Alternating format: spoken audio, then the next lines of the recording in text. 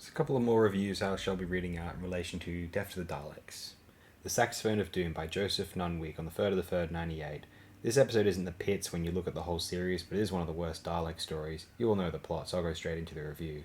For a start, it was a neat idea to have no synthesized music on the show in accordance with the No Power story, but the London Saxophone Quartet and the Daleks were mismatched. The main Dalek theme, known as the Saxophone of Doom by some fans, made the Daleks seem less sinister and more ridiculous. The Dalek theme in Genesis of the Daleks remains my favourite. The Exelons looked alright. After Links to Sontaran, they were the best aliens in Season 11. I was still driven insane by their constant chanting, though. Bilal was good. He could have shown potential as a companion. The challenges the Doctor and Bilal take on were slightly more difficult than Carl thought, and it was a good idea. Besides, the main test involved their sanity. The Daleks themselves were good, but ended up looking rather comical, as they run screaming into groups of bloodthirsty Exelons, defenceless, get blown up by robotic roots, which also were nice touches, and have nervous breakdowns when prisoners escape. The crew were all fairly good, Calloway and Hamilton especially, but Doctor and Sarah are fine, although they have been better. The visuals in the story are either bad or good. Bad sets, but good exploding Daleks. Dalek viewpoints and the fantastic destruction of the city. My advice, do not watch this for constantly great acting and good plot. Do watch it for Daleks, roots, and Exelons doing battle, and a good laugh.